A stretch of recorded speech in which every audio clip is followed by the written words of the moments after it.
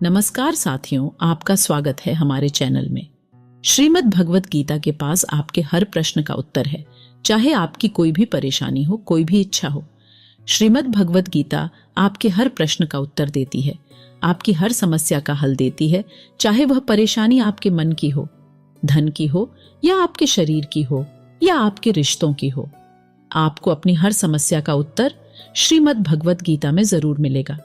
श्री भगवत गीता साक्षात भगवान की दिव्य वाणी है। इसकी महिमा अपार है, अपरिमित है। उसका यथार्थ में वर्णन कोई नहीं कर सकता।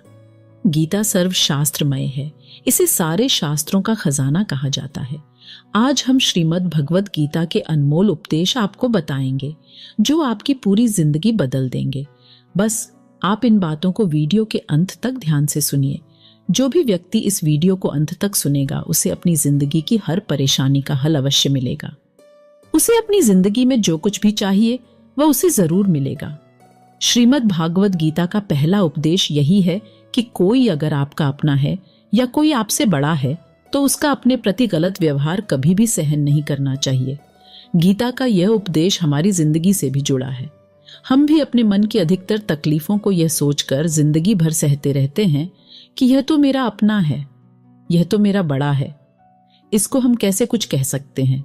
हम अगर नहीं सहेंगे, कुछ कह देंगे तो हमारे रिश्ते ही खराब हो जाएंगे, हमारे रिश्ते ही समाप्त हो जाएंगे। पर सोचने की बात यह है कि उस व्यक्ति को आप अपना कैसे मान सकते हैं जो आपकी तकलीफों की वजह हो। अपना तो वह होता है जो हमारी तकलीफों को दूर कर दे। गीता का यह उपदेश है, किसी को भी अपना फायदा मत उठाने दो, किसी को भी खुद पर जुल्म मत करने दो, क्योंकि आप जितना सहे लोग आपको उतना सहने के लिए और मजबूर करेंगे। गीता का पहला अध्याय जिसका नाम अर्जुन विषाद योग है और दूसरा अध्याय जिसका नाम सांख्य योग है, इसके आरंभ में ही अर्जुन ने श्री कृष्ण के आगे अपना दुख प्रकट किया है। हे केशव, मैं कौरवों से कैसे युद्ध कर सकता हूं? ये सब तो मेरे अपने ही है। मैं कैसे पितामह भीष्म और गुरु द्रोणाचार्य से युद्ध करूंगा? क्योंकि यह दोनों तो मेरे पूजनीय हैं। इसलिए इन गुरुजनों को मारने से तो अच्छा है मैं भिक्षा मांगकर गुजारा करूं। और जिन कौरवों से मैं युद्ध करने जा रहा हूं, वह सब धृतराष्ट्र के पुत्र मेरे भाई ही हैं, मेरे अपने ही हैं। इन सबको मारने से अच्छा है कि मैं सन्यासी बन जाऊं। तो श्री कृष्ण ने अर्जुन से कहा कि यहाँ कौन अपना है और कौन पराया है जो अधर्म करता है। उसके साथ युद्ध करना तुम्हें मोक्ष और मुक्ति देगा। तुम अपने इस मन के मोह को त्याग दो, नहीं तो सारा जग तुम्हारी निंदा ही करेगा, तुम्हें डरपोक कहेगा। और बात अपने पराये की नहीं है, बात धर्म और अधर्म की है, बात सही और गलत की है। अगर तुम गलत को सहोगे, उसका अंत नहीं करोगे, तो गलत करने वाले को और बल मिलेगा, वह और भी गलत करेगा। इसलिए अपने मोह को त्याग कर तुम युद्ध करो। महाभारत की एक और कहानी भी है। जब अर्जुन के पुत्र अभिमन्यु की युद्ध में मृत्यु हो जाती है, तब अर्जुन बहुत दुखी होते हैं, रोने लगते हैं। वह श्री कृष्ण से कहने लगते हैं कि मैं यह दुख सहन नहीं कर सकता, मैं भी अपने आप को समाप्त कर लूंगा। फिर भगवान श्री कृष्ण अर्जुन को आत्माओं के लोक में लेकर गए, जहां अभिमन्यु आनंद से बैठा हुआ था। क्योंकि उसने क्षत्रियोचित व्यवहार किया, इसलिए उसे उत्तम पद की प्राप्ति हुई। जब अर्जुन अपने पुत्र अभिमन्यु के पास रोते रोते पहुंचा, तो अर्जुन अपने पुत्र को देखकर बहुत प्रसन्न हुए। उसे गले से लगाकर कहने लगे कि पुत्र, मैं तेरे बिना तो जी ही नहीं सकता। मैंने तो अपने जीवन की आशा का ही त्याग कर दिया है। तो अभिमन्यु कहने लगा कि आप कौन हैं? अर्जुन बोले, मैं तेरा पिता हूं, तू मेरा पुत्र है अभिमन्यु। तो अभिमन्यु कहने लगा कि कौन पिता कौन पुत्र, मेरे हजारों जन्म हुए हैं। किसी जन्म में आप मेरे पिता बनते हैं और किसी जन्म में मैं आपका पिता बनता हूं। आत्मा का ना तो कोई माता होता है और ना कोई पिता होता है। जब अर्जुन ने देखा मेरा पुत्र मुझे पहचान भी नहीं रहा, तो उसका सारा मोह ही खत्म हो गया। इसलिए गीता के उपदेश को ठीक से समझ लो कि यहाँ कोई अपना पराया नहीं है। जो बुरे वक्त में, तकलीफ के वक्त में तुम्हारा साथ दे, सिर्फ वही हमारा अपना है, बाकी सब पराए हैं। गीता का दूसरा उपदेश यह है कि जो चला गया है उसका कभी दुख मत करो। गीता को हम भगवान से भी बढ़कर कहे तो कोई अतिशयोक्ति नहीं होगी। श्रीमद् भगवत गीता एकमात्र ऐसा ग्रंथ है जो मनुष्य को जीने का सही तरीका बताती है। गीता जीवन में धर्म, कर्म और प्रेम का पाठ पढ़ाती है। श्रीमद् भगवत गीता का ज्ञान मानव जीवन और जीवन के बाद का जीवन दोनों उपयोगी माना गया है। इसलिए गीता के विचारों को आप हर रोज रात में सोने से पहले जरूर सुने। दीपक का जीवन इसलिए वंदनीय नहीं है कि वह जलता है, बल्कि इसलिए वंदनीय है कि वह दूसरों के लिए जलता है, दूसरों से नहीं जलता। हमारी आस्था की परीक्षा तब होती है जब हम जो चाहे वह ना मिले और फिर भी हमारे दिल से प्रभु के लिए शुक्रिया ही निकले। अगर सही मायने में आप अपना जीवन बदलना चाहते हो तो सबसे पहले आपको अपना मन बदलने के लिए तैयार रहना पड़ता है, क्योंकि जैसा आपका मन रहेगा वैसे ही आपके विचार होंगे, और जैसे आपके के विचार होंगे वैसे ही आपका जीवन होगा। नीच विचार रखोगे तो नीच बन जाओगे, अच्छे विचार रखोगे तो ऊंचाई पर जाओगे। विश्वास किसी पर इतना करो कि वह तुम्हारे साथ छल करते समय खुद को दोषी समझे, और प्रेम किसी से इतना करो कि उसके मन में सदैव तुम्हें खोने का डर बना रहे। भगवान श्री कृष्ण कहते हैं, व्यक्ति को सदैव बुराई से बचकर रहना चाहिए। अगर कोई बुरा कर्म करता है तो वह कर्म उसको अपने जीवन में ना ही पड़ता है। जिस प्रकार सैकड़ों गायों के बीच बछड़ा अपनी मां को खोज लेता है, ठीक उसी प्रकार कर्म का फल आपको हजारों की भीड़ में भी खोज लेगा। माधव कहते हैं, किसी जीव को कष्ट देकर आप मुझे खुश नहीं देख सकते हो। श्री कृष्ण जगत के स्वामी हैं, वह कण कण में निवास करते हैं। छोटे से छोटे जीव के हृदय में ईश्वर का वास होता है। किसी जीव को कष्ट का अनुभव होना ईश्वर को कष्ट का अनुभव कराता है, इसीलिए किसी भी जीव को कष्ट देना ईश्वर को कष्ट देने के समान है। मृत्यु एक अटल सत्य है जिसे कभी बदला नहीं जा सकता है। इस संसार का जब से निर्माण हुआ है तब से जन्म मृत्यु का चक्र चलता आ रहा है। जिस प्रकार मनुष्य अपने पुराने वस्त्रों को त्याग कर नए वस्त्र धारण करता है, ठीक उसी प्रकार आत्मा पुराने व्यर्थ शरीर को त्याग कर नए शरीर को धारण करती है। यह प्रकृति का नियम है। इस सत्य को स्वीकार करके भयमुक्त होकर आज में जीना चाहिए। ज्ञानी व्यक्ति ना तो मरने वाले का शोक करते हैं और ना ही उनका शोक करते हैं जो अभी जिंदा है, क्योंकि वह जानते हैं जो मर गया वह फिर से जन्म लेगा, और जो जिंदा है वह एक दिन जरूर मरेगा। केवल ज्ञान ही एक ऐसा अक्षय तत्व है जो कहीं भी किसी भी अवस्था में और किसी भी काल में मनुष्य का साथ नहीं छोड़ता। धरती पर जिस प्रकार मौसम में बदलाव आता है, ठीक उसी प्रकार जीवन में भी सुख दुख आता जाता रहता है। युद्ध हो या जीवन सफलता केवल 3 शस्त्रों से प्राप्त होती है, धर्म, धैर्य और साहस। कोई भी मनुष्य जन्म से नहीं बल्कि अपने कर्मों से महान बनता है। कुछ पाना है तो खुद पर भरोसा कीजिए, क्योंकि सहारे कितने भी सच्चे और अच्छे हो, साथ छोड़ ही जाते हैं। मित्र गरीब है या अमीर मायने नहीं रखता, बल्कि वह आपके बुरे समय में आपका साथ कितना देता है या मायने रखता है। धर्म चाहे जो भी हो, अच्छे इंसान बनो, हिसाब तुम्हारे कर्म का होगा। धर्म का नहीं, खुशी के लिए काम करोगे तो खुशी नहीं मिलेगी, लेकिन खुश होकर काम करोगे तो जरूर मिलेगी। जब आप दूसरों के लिए अच्छा चाहते हैं तो वही अच्छी चीजें आपके जीवन में वापस आती हैं। यही प्रकृति का नियम है। आपका मूल्य इससे तय नहीं होता कि आप क्या है, ये इससे तय होता है कि आप खुद को क्या बनाने की क्षमता रखते हैं। हंसता हुआ मन और हंसता हुआ चेहरा, यही सच्ची संपत्ति है।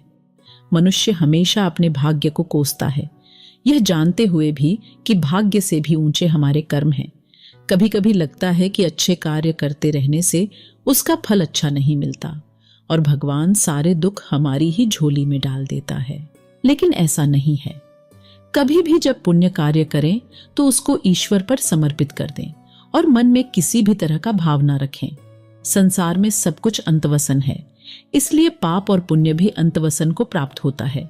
लेकिन पाप और पुण्य में थोड़ा अंतर यह है कि पुण्य का फल यदि हम नहीं चाहते तो उस फल को अस्वीकार करने के लिए स्वतंत्र हैं। इसलिए जो भी हम सत्कर्म करते हैं अंत में प्रभु को समर्पित कर देते हैं। लेकिन यह सवाल उठता है कि क्या भगवान स्वीकार करेंगे?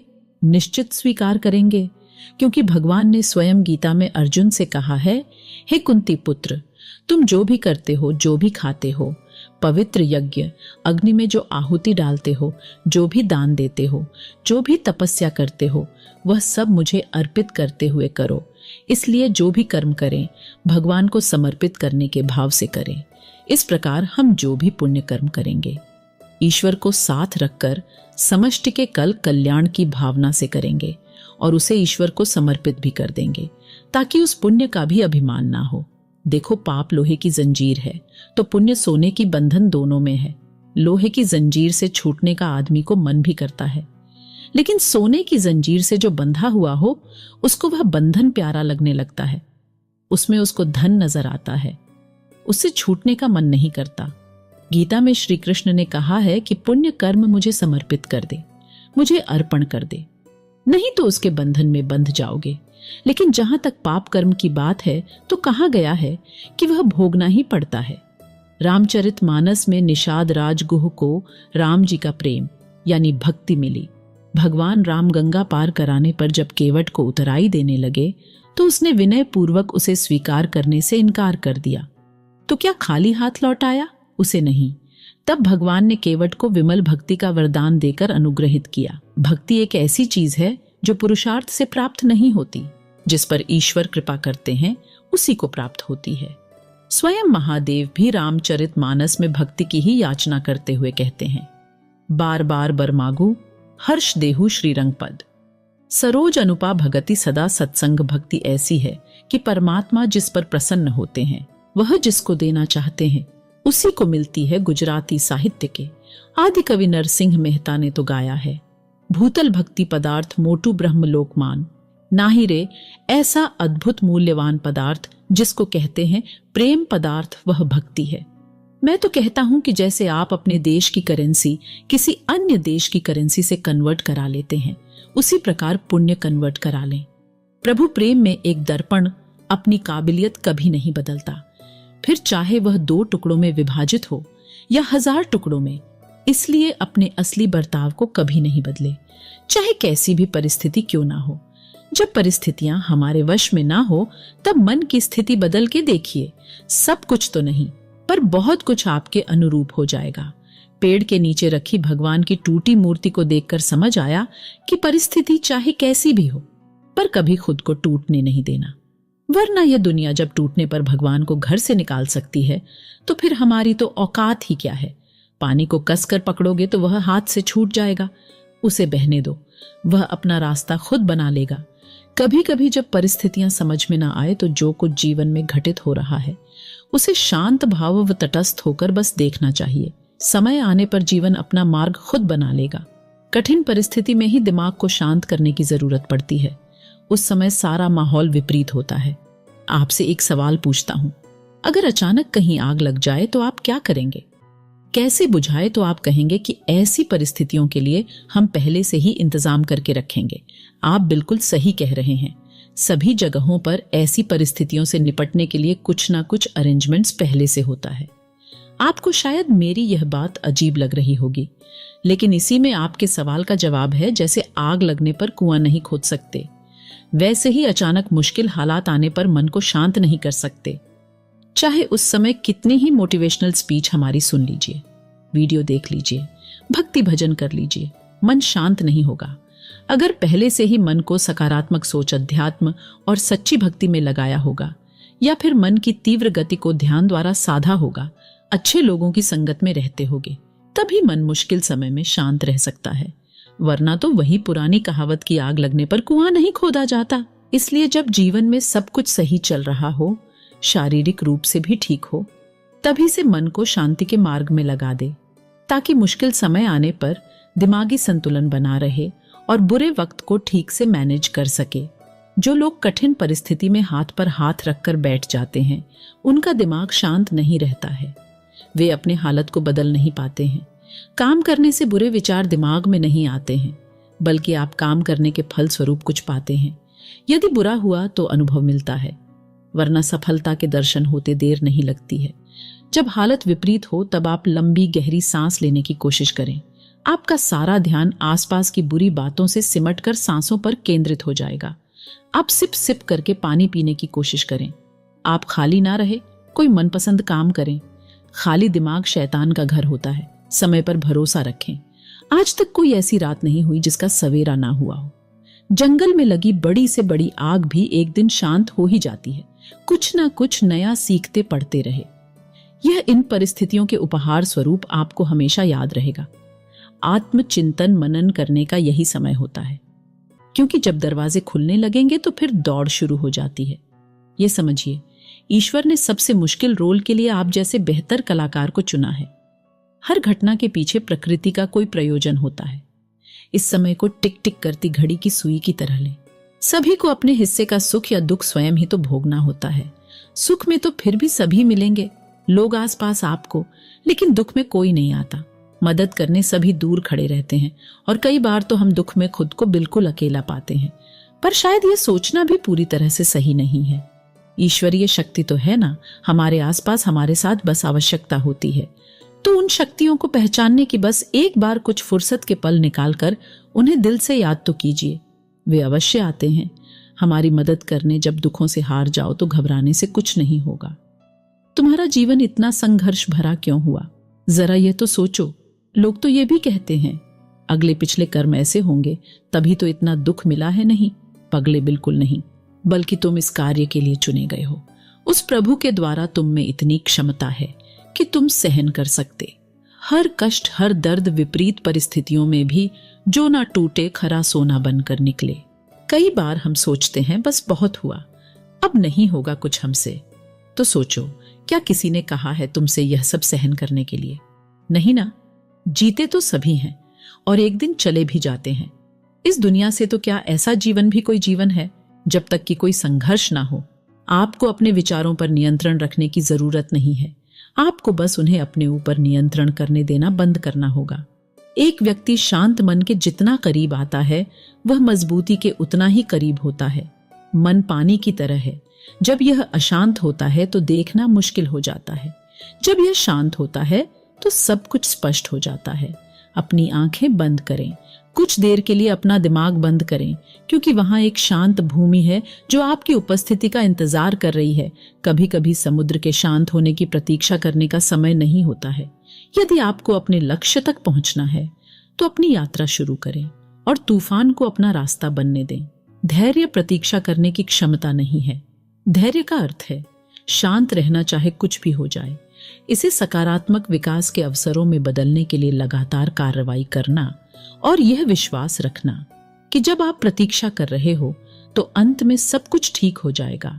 जब आप आंतरिक शांति का अनुभव करते हैं तो आप स्वीकार करते हैं कि आप कौन हैं।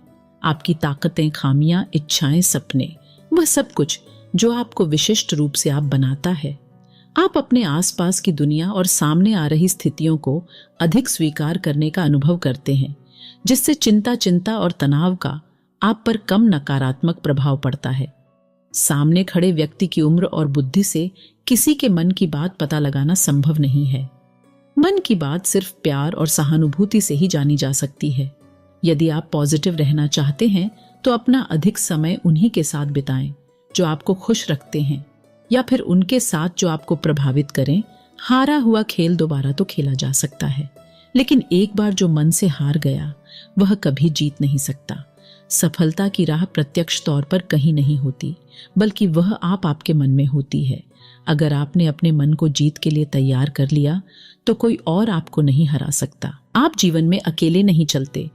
और फिर ऐसे लोग भी होते हैं जो केवल यह देखते हैं कि आप चीजों से कैसे निपट रहे हैं। किसी भी स्थिति में आपको खुद पर नियंत्रण रखना चाहिए और किसी भी तरह के लोगों के साथ अच्छे संबंध बनाने चाहिए। इसलिए शांत और निर्मल आभा बनाए रखें और आपके लिए चीजों से निपटना आसान हो जाएगा। यदि आपका मन शांत है तो विश्वास करें, आप इस दुनिया में कुछ भी जीत सकते हैं। ऐसा इसलिए है क्योंकि आप अपने कर्मों का उपयोग करने में सक्षम होंगे और चमत्कार के अलावा कुछ नहीं देंगे। और दुनिया आश्चर्य के सामने झुकती है। कोई किसी के दुख का कारण नहीं होता।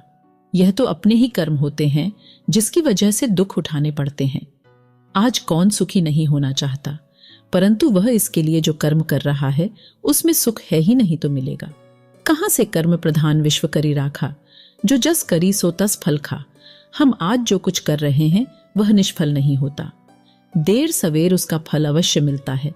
विज्ञान भी कहता है कि हर क्रिया की प्रतिक्रिया होती है। आग में यदि हाथ डाला जाए तो हाथ तुरंत जल जाता है, परंतु एक वृक्ष का बीज आज बोया गया तो उसमें फिल आने में कई वर्ष लग जाएंगे, पर फल मिलेगा। अवश्य शुभ कर्म का फल शुभ और अशुभ का अशुभ होना ही है। आज हम जो कुछ हैं वह पिछले कर्मों का देन है। इसी को प्रारब्ध कहते हैं। प्रारब्ध के बाद पुरुषार्थ बहुत महत्वपूर्ण है। हम जो कुछ बनना चाहते हैं या जिस क्षेत्र में आगे बढ़ना चाहते हैं उसमें अपने पुरुषार्थ की महत्वपूर्ण भूमिका होती है। साथ ही साथ ईश्वरीय कृपा। ईश्वर अनुकूल या प्रतिकूल परिस्थितियां देता है। उन परिस्थितियों से अपनी बुद्धि और सामर्थ्य के बल पर निपटना तो आपको ही होगा। दैवीय शक्तियां पुरुषार्थ वालों की ही मददगार होती हैं, निठल्ले आलसी लोगों की नहीं। गीता में भगवान कृष्ण ने योगक्षेमम वहाम्यहम की बात कही है, कर्म की प्रधानता को दर्शाया है। भगवान पर पूर्ण रूप से आश्रित होकर देखिए। श्रद्धा और विश्वास के साथ भगवान से निकटता बढ़ाने पर वे सब जिम्मेदारी स्वयं वहन करते हैं। जीवन यापन की सारी वस्तुएं भगवान द्वारा प्रदत्त हैं, पर आलसी कामचोर उसे नहीं पा सकता। मनुष्य को ईश्वर ने असीमित शक्ति दी है, बुद्धि और पुरुषार्थ दिया है, जिसके बल पर क्या हासिल नहीं किया जा सकता। भय और अतृप्त वासना ही समस्त दुखों की जड़ है। जीवन भर मनुष्य जीविका के प्रपंच में उलझा रहता है। मैं और मेरा, तू और तेरा का जाल बुनकर स्वयं उसी में उलझा हुआ अनेकों प्रकार के अनैतिक कर्मों में लगा रहता है। भविष्य के भय को सोचकर अपना वर्तमान भी बिगाड़ लेता है और श्रेय मार्ग को छोड़कर प्रेय मार्ग का अनुगामी हो जाता है, जिसमें दुख के सिवा कुछ है ही नहीं। इस मार्ग पर चलने वाले लोग जीवन की सत्यता, मृत्यु को भी नकारने लगते हैं और भविष्य के लिए नैतिक अनैतिक तरीका अपनाकर संग्रह में लगे रहते हैं। लोभ, मोह और स्वार्थ से ऊपर उठे बिना सच्चे सुख की कल्पना नहीं की जा सकती। सच्चा सुख तो त्याग की राह पर चलकर पाया जा सकता है। हमारा सनातन धर्म भौतिक सुख के उपभोग को बुरा नहीं मानता, पर इसका आधार धर्म होना चाहिए। धर्म का आचरण करने से छल कपट, ईर्ष्या जैसे अनैतिक कर्म में मनुष्य लिप्त नहीं होगा और मेहनत से जो कमाया है उसी को हरि इच्छा समझकर संतोष करेगा। संतोष से परम सुख की प्राप्ति होगी।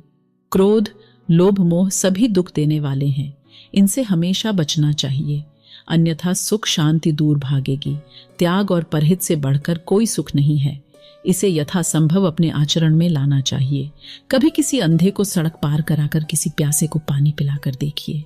लोगों से मधुर व्यवहार करके देखिए। इसमें आपका कोई पैसा खर्च नहीं होगा, पर अतुलनीय सुख की प्राप्ति होगी। विश्वास करना सीखिए। विश्वास कीजिए कि सारी सृष्टि को रचने वाला परमेश्वर है और हम सभी उसकी संतान हैं। विश्वास किसी तर्क की कसौटी पर नहीं कसा जा सकता। अतः सभी में, चाहे वह इंसान हो, पशु पक्षी हो या पेड़ पौधे हो, सब में ईश्वर का वास मानकर घृणा को त्याग कर प्रेम करना सीखिए। यही सतत सुख शांति की राह है। घर में छोटे मोटे मनमुटाव तो चलते रहते हैं, पर यह कलह के कारण बनकर दुखदायी भी हो जाते हैं। इसका मुख्य कारण है कि हम अधिकार की गांठ तो मजबूती से बांध लेते हैं, पर कर्तव्य की पूरी तरह उपेक्षा करते हैं। अपना कर्तव्य भली भांति निभाते हुए यदि दूसरों की बातों पर गौर पूर्वक विचार किया जाए तो निश्चित लगेगा कि मनमुटाव के अनेक कारण बेसिर पैर के बेतुके ही थे। अहम पालने के बजाय यदि कारणों की तरफ सोचा जाए तो मनमुटाव का प्रश्न ही नहीं होगा। सेवा लेने की बजाय सेवा देने का भाव आपकी खुशी कई गुना बढ़ा देगा। प्रेम और मधुर व्यवहार से मनुष्य क्या, पशु पक्षी भी अपने बन जाते हैं। जीवन का मार्ग टेढ़ा मेढ़ा कांटों से भरा है। जीवन कोई फूलों की सेज नहीं है जो आसानी से पार हो जाए। हमें इसी उतार चढ़ाव के जीवन में स्वयं को कैसे आगे बढ़ाना है, यही विचारणीय है। परिस्थितियां तो आपको हंसाएगी भी और रुलाएगी भी, पर अपने संतुलन को नहीं खोना। हर स्थिति परिस्थिति का सामना करते हुए चलते चले जाओ। भगवान कृष्ण ने गीता में यही उपदेश दिए हैं कि विपरीत परिस्थितियों में भी संतुलन बनाकर जीवन के मार्ग पर कैसे बढ़ते जाना है। पहली बात तो यही कि अपने नियमों में दृढ़ बनिए, अनुशासन का पालन कीजिए और छोटी छोटी बातों में उलझकर समय व्यर्थ नहीं करना। यह समझिए कि जीवन बहुत मूल्यवान है। जो समय निकल गया वह लौट कर नहीं आ सकता, इसलिए व्यर्थ की बातों में अपना समय और शक्ति ना बर्बाद करें। अपने जीवन का कोई एक लक्ष्य निर्धारित कीजिए, क्योंकि लक्ष्यहीन जीवन का कोई मूल्य नहीं। जब आपके सामने कोई लक्ष्य होता है तो व्यक्ति को दिशा भी मिलती है और कुछ करने का उत्साह भी। वैर भाव, ईर्ष्या, क्रोध ही जब ऐसे दुर्गुण है जो आपकी प्रगति में बाधक है, इस सब से हमें दूर रहना है। यदि आप किसी के साथ वैर भाव या बदला लेने की भावना लेकर चलते हैं तो आप अपनी ऊर्जा का स्वयं ही ह्रास कर रहे होते हैं। गुणों को एक एक करके बाहर निकालना है और सद्गुणों को अपने अंदर भरते जाना है, क्योंकि बुरी आदतें हमारे अंदर किराएदार बनकर आती हैं और फिर मालिक बनकर बैठ जाती है। जो दुख और अशांति का कारण बनती है। अपने स्वभाव को और आदतों को लगातार चेक करते रहिए कि कहीं मैं गलत दिशा में तो नहीं जा रहा। आत्मचिंतन ही एक ऐसा आईना है जो आपको आपकी बुराइयों से अवगत कराता है, क्योंकि किसी के कहने से आप नहीं मानेंगे। स्वयं का निरीक्षण करते रहिए और धीरे धीरे अपने व्यक्तित्व को निखारते रहिए। अध्यात्म से जुड़कर आप अपने को बहुत ऊंचा उठा सकते हो, क्योंकि जिस व्यक्ति के जीवन में धर्म नहीं, भक्ति नहीं, वह तो पशुवलु है। तो साधारण मनुष्य भी असाधारण हो जाता है। अपने जीवन को संतुलित करना, नियमों से बांधना, आध्यात्मिक होना, ध्यान, पूजा पाठ, हर चीज के लिए समय निर्धारित करके चलना, मन में नकारात्मक विचारों को न आने देना, सब शुभ को ही अपनी ओर आमंत्रित कीजिए। यही शांति का मूल मंत्र है। सनातन धर्म में कर्म कार्य कारण के सिद्धांत से जुड़ा हुआ है। कर्म का अर्थ है कोई कार्य या क्रिया जिसके आधार पर अन्य प्रतिक्रियाएं या परिणाम निकलते हैं। मनुष्य के अच्छे कर्म का अच्छा प्रभाव और उसके बुरे कर्म का बुरा प्रभाव देते हुए पूर्व जन्मों का एक चक्र बन जाता है, क्योंकि कुछ कर्म ऐसे होते हैं जिनका भुगतान उस जन्म में नहीं होता। इस तरह इस चक्र में अगले जन्म में उन कर्मों का फल भुगतना ही होता है। वहीं कार्य कारण सिद्धांत का संबंध न केवल भौतिक युग से होता है, बल्कि हमारे द्वारा किए जा रहे कार्यों, सोचे जा रहे विचारों, कहे जा रहे शब्दों तक पर यह लागू होता है। कई बार हम कुछ ऐसे कार्य करते हैं जो हम करना नहीं चाहते, पर वह पूर्व जन्म के कर्म के आधार पर निश्चित होते हैं, जिस कारणवश वह कार्य किसी न किसी माध्यम से पूर्ण हो ही जाता है। जैसे ही पूर्व जन्म का हमारा चक्र समाप्त हो जाता है, व्यक्ति को उसी समय मोक्ष की प्राप्ति हो जाती है। हमारे शास्त्रों में इस बात का उल्लेख मिलता है कि 84 लाख योनियों के बाद मनुष्य का जन्म प्राप्त होता है। साथ ही यह भी विशेष रूप से वर्णित किया गया है कि केवल मनुष्य योनि में ही जन्म और मृत्यु के चक्र से मुक्ति पाई जा सकती है। मनुष्य के कर्म का फल उसकी परिस्थिति और दैवीय शक्तियों द्वारा निर्धारित होता है। ऐसा कहा जाता है कि यदि अच्छे कर्म बुरे कर्म की तुलना में अधिक है, तो बुरे कर्मों का फल इसी जन्म में और अच्छे कर्मों का फल अगले जन्म में मिलना निर्धारित होगा। इसी तरह यदि मनुष्य द्वारा किए गए कर्म में बुरे कर्म अच्छे कर्मों की तुलना में अधिक हैं, तो इस जन्म में अच्छे कर्म भोगने होंगे, जबकि बुरे कर्मों को भोगने के लिए अगला जन्म निर्धारित होगा। मनुष्य को कौन कौन से कर्म करने चाहिए? मनुष्य को अपने घर परिवार की आवश्यकताओं का ध्यान रखना चाहिए। अधिक पैसा होने के बावजूद जरूरत पड़ने पर उसे संभाले रखना भी बुरा कर्म बताया गया है। उस धन का इस्तेमाल मुसीबत के समय अवश्य करें। धन बचाने के लालच में ना पड़े, अपनी आय से अधिक खर्च ना करें और अपने सामर्थ्य के अनुसार ही दान पुण्य करें। हमेशा अच्छे लोगों की में संगत में रहे और दुष्ट छल कपटी की संगति से खुद को बचा कर रखें। बुरी संगति हमें अक्सर बुरे परिणाम ही देती है। कभी भी खुद के स्वार्थ के लिए दूसरों का अहित करने का ना सोचे। शास्त्रों में इस बात का उल्लेख किया गया है कि जो जैसा बोता है उसे वैसा ही आगे चलकर काटना भी पड़ता है। कभी किसी व्यक्ति से कुछ छल से छीनने का प्रयास ना करें। इसे किए गए सभी पुण्य नष्ट हो जाते हैं और आप पाप के भागीदार बन जाते हैं। गरुड़ पुराण में इस बात का उल्लेख मिलता है कि किसी भी मनुष्य द्वारा किए गए बुरे कर्मों का परिणाम उसके जन्म से लेकर मृत्यु और उसके बाद तक दुखों का कारण बनता है। वह अपनी हर अवस्था में दुख भोगता है। अच्छे कर्म के बनने से पहले हमें इस पर ध्यान देने की जरूरत है कि आखिर अच्छे कर्मों के बनने का सबसे पहला पड़ाव क्या है। मनुष्य के द्वारा किए जाने वाले सभी कर्म उसके विचारों से निर्मित होते हैं। हमारी सकारात्मक या नकारात्मक सोच विचारों को जन्म देती है और वही विचार कर्म बनते हैं। इस तरह सोच सकारात्मक होने पर ही अच्छे कर्मों का निर्धारण हो सकता है। अच्छे कर्म को करने के लिए हमारे आसपास का वातावरण बहुत अधिक जिम्मेदार होता है। कहा भी जाता है कि जैसा वातावरण वैसे हम इसलिए कोशिश करें कि अपने घर का वातावरण और शरीर का आभा मंडल सकारात्मक बनाए रखें।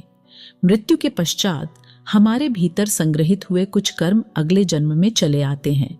उसे प्रारब्ध कहते हैं। सनातन धर्म में 3 प्रकार के प्रारब्ध का उल्लेख किया गया है। मंद प्रारब्ध जिसे वैदिक पुरुषार्थ के द्वारा बदला जा सकता है। तीव्र प्रारब्ध हमारे पुरुषार्थ और संतों के पुरुषार्थ से बदल सकता है। तीव्र प्रारब्ध अपरिवर्तनीय है क्योंकि इसमें जो होना है वो होकर ही रहेगा। संसार में सबसे बड़ा पाप क्या है? संसार में सबसे बड़ा पाप स्त्री का अपमान करना बताया गया है। स्त्री को सृजनकर्ता का दर्जा दिया गया है, और यदि स्त्री का अपमान किया जाएगा तो वह व्यक्ति सबसे बड़े पाप का भोगी माना जाता है। श्रीमद् भागवत गीता में द्रौपदी का अपमान ही महाभारत जैसे युद्ध का कारण बना था। पुण्य किसी के द्वारा निस्वार्थ भाव से की गई सहायता, सकारात्मक विचार, द्वेष भावना, लोभ, लालच और अहंकार को अपने ऊपर हावी ना होने देना है। जबकि पाप में इन सभी के द्वारा किए गए कर्मों का परिणाम शामिल है। कर्म धर्म का मूल अंश है। कर्म के अभाव में धर्म संभव नहीं है। धर्म के नियम के अनुसार सकाम व पुण्य कर्म करने चाहिए, जिससे सुख और खुशी की प्राप्ति होती है। मनुष्य का सबसे बड़ा कर्म क्या है? दान ही सबसे बड़ा कर्म है। सबसे अच्छा कर्म कौन सा है? अकता भाव से किया गया कोई भी अच्छा कर्म ही सबसे उत्तम कर्म है। कर्ता भाव से किया गया कोई भी अच्छा कर्म अच्छा तो है, पर उत्तम नहीं है।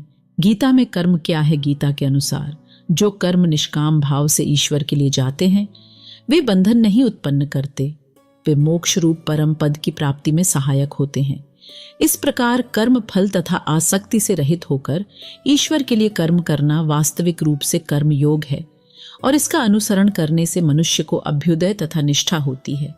जो भी व्यक्ति अपने गुजरे हुए कल या आने वाले कल में जीता है, उसके विषय में ही सोचता रहता है, वह जिंदगी में कभी खुश नहीं रह सकता।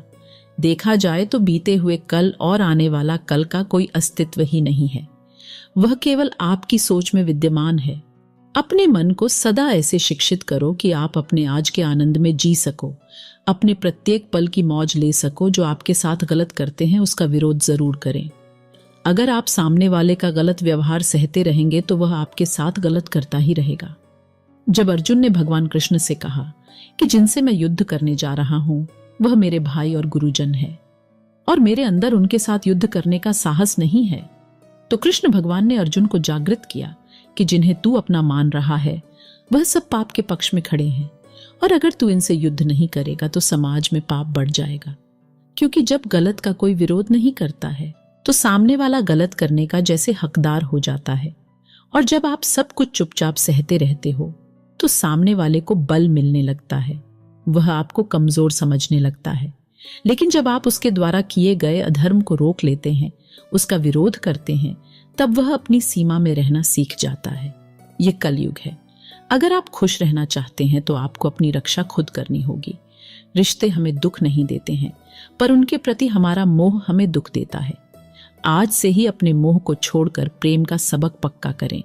मोह अपेक्षाओं से जुड़ा है, जबकि प्रेम केवल देना जानता है। मोह एक दो के लिए होता है जिन्हें हम अपना मानते हैं, प्रेम सबके लिए होता है। मोह से कमजोरी पैदा होती है, इसके विपरीत प्रेम से ताकत महसूस होती है। मोह में इंसान एक दूसरे को बांधने की कोशिश करता है, जबकि प्रेम एक दूसरे को फ्रीडम देता है। भगवत गीता हमें सिखाती है कि हमें सदैव अच्छे कर्म करने चाहिए। परमात्मा की प्रकृति में इंसाफ अवश्य होता है। आपके द्वारा किए गए अच्छे कर्म आपको मुश्किल वक्त में परेशानी से बचाते हैं। इसी तरह आपके द्वारा किए गए गलत कर्म की सजा भी आपको जरूर मिलती है। भगवत गीता में श्री कृष्ण ने अर्जुन को यही सिखाया है कि क्षत्रिय होने के नाते जो तेरा कर्तव्य है, जो तेरे लिए सही है, वही काम कर। दुनिया के लोग ज्ञान और अज्ञान दोनों से चलते हैं, इसलिए तू दुनिया का अनुसरण ना कर, बल्कि सत्य का अनुसरण कर। तेरा धर्म, तेरा कर्म यही है कि तू अधर्म का नाश कर और धर्म की रक्षा कर। ऐसे ही हर इंसान का अलग अलग कर्तव्य होता है। हम कभी भी कुछ भी इसलिए ना करें कि सब लोग यही करते हैं। अगर आप भी वही करोगे जो सारी भीड़ कर रही है, तो आप उस भीड़ में कहीं खो जाओगे। लेकिन अगर आप विचार करके वह काम करोगे जो आपके लिए सही है, जिसकी आप में प्रतिभा है, तो सारी भीड़ में भी आप अलग नजर आओगे। इस बात का हम सदा विश्वास रखें कि जो चीज हमारी है वह कहीं ना कहीं से हमारे पास अवश्य पहुंच जाएगी, और जिंदगी में जो कुछ भी आपको हासिल नहीं हुआ है उसका पछतावा करना और उसके लिए रोना छोड़ दे प्रयास करना मनुष्य के हाथ में है, पर उसका फल उसके हाथ में नहीं है। हम जीवन में किसी की मदद करें या ना करें, पर किसी का भी दिल हमारी वजह से ना दुखे, यह बात हमेशा हमें याद रहे। अगर हम किसी का भी दिल दुखाए तो हमें भी उसका दर्द अवश्य मिलेगा, जब हमारी वजह से किसी का दिल दुखता है तो हमें पता नहीं चलता, लेकिन जब हमारा दिल दुखता है तो हमें समझ में आता है। भगवत गीता हमें सिखाती है कि जो कुछ भी होता है अच्छे के लिए होता है। जो हो रहा है उसमें भी कोई भलाई अवश्य है, और जो होगा उसमें दृढ़ विश्वास रखें ही अच्छा ही होगा। कभी कभी हमारे जीवन में कुछ ऐसी परिस्थितियां आ जाती हैं कि हमारे अंदर यह ख्याल आता है कि मेरे साथ ही ऐसा क्यों हुआ, या मेरे साथ बहुत गलत हुआ। लेकिन जब वक्त गुजर जाता है तब हमें एहसास होता है, अगर हमारे साथ ये सब नहीं हुआ होता तो आज हम इस मुकाम पर नहीं होते।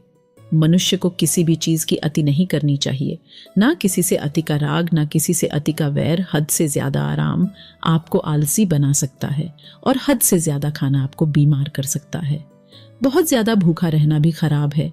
पूरी नींद, पूरा विश्राम, पूरा भोजन हर व्यक्ति के लिए जरूरी है। जीवन को सदा संतुलन के साथ जीना चाहिए, चाहे आपके पास कितनी भी शक्ति क्यों ना हो। लेकिन सत्य और ईश्वर जिसके साथ खड़े हो जाएं, उसे दुनिया की कोई भी ताकत नहीं हरा सकती।